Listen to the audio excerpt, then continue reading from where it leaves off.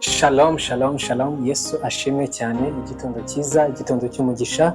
Ndizera nashidikanya ko umwami Yesu akomeje kukurinda. Amen. Akomeje kwigaragaza.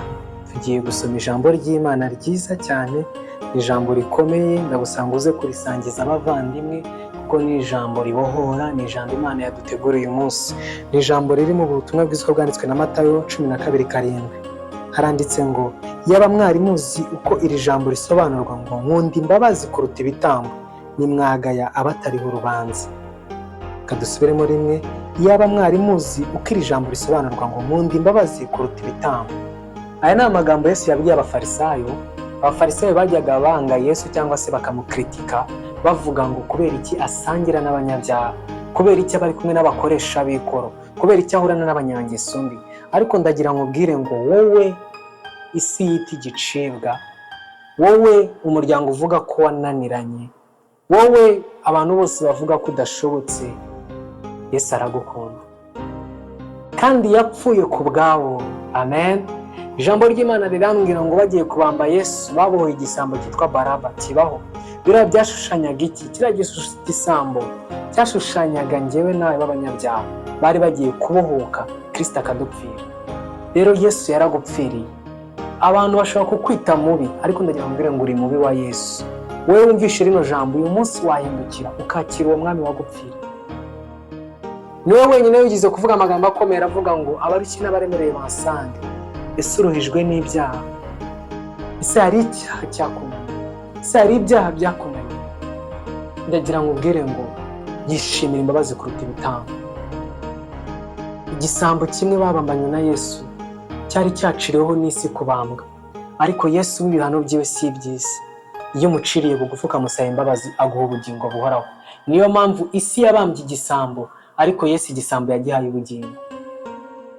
Isi yashatse gutera umugore wari umusambanyi amabuye, ariko Yesu yamubariye ibyaha arangije ngo atumuka kuri icyaha. Hari ibyaha ubamo, hari ibyaha wakoze, umuryango warakwanze, inshuti zarakwanze, ariko ndagira ngo mbwire ngo kuba ugihumeka ukaba wumvishe rino jambo, Yesu akunda imbabazi kuruta ibitambo. Kandi yaziye icyazimye, yaziye abarwayi, ntabwo yaziye abazima, yaziye wowe. Bwaba ari ubutinganyi, bwaba ari ubusambanyi, bwaba ari ibyaha biteye ukundi by'ubwoko bwose ubamo, ndagira ngo mbwire ijambo ryiza. Satani akunda kuvuga ngo uri mubi, ariko uri mubi wa Yesu. Iyi message wumvishe yahindura ubuzima bwawe. Uyu mwami yarapfuye, ariko urupfu ntirwamuheranye, yarazutse. Sitiri nawe aracyaruhura abarushye, ab'ibyaha araturuhura, ababarira ibyaha amanywa n'ijoro. Reka umwakire, reka iri jambo rikubera ijambo rizima. Wongere wibuke ko Yesu yishimiye imbabazi kuruta ibitambo kandi aragukunda. Abantu bagucira mu maso, abantu barakuvuma, abantu bavuga kuri igicibwa cyananiranye, ntacyo uzageraho, ntacyo uzimarira, uri umunyangeso mbi. Ni koko uri umunyangeso mbi, ariko uri umwana w'Imana. Imana icyo ishaka ni ukuyizira. Umwana w'ikirango yarisuzumye ngasanga ko akwiriye kugaruka mu rugo rwa se, ngo amaze kugaruka ngo se akibona ngahita amubabarira ngo arangije arabusoma. Ndagira ngo ubwire ngo Yesu yishimira imbabazi kuruta ibitambo. Reka dusengane n'usengesho. Mana nziza, Imana ikiranuka, Imana ishobora byose, usobanukiye ko wishimira imbabazi kuruta ibitambo.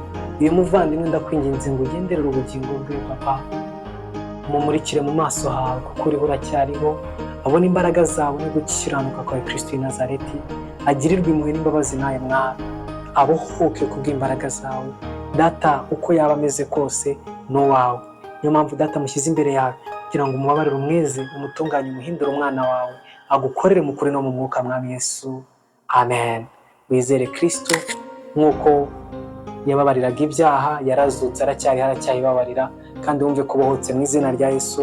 Ukomeze gume muri gahunda zo kuyikorera Kristo. Kristo ukomeze umukorere kandi ukomeze umugaragaze aho uba, haba muri church usengeramo. Ukomeze ugaragaza Imana kuko Imana irababarira kandi Imana iragukunda. Ubutumwa busangiza abantu benshi baremerewe n'ibyaha, ariko Yesu aracyabohora abantu ku byaha byabo. Iyi message uyitange, wisharinga abashuti bawe kugira ngo Kristo akomeze aganze. Imana ikuhe umugisha utagabanyije. Shalom, shalom, ndagukunda. Amen.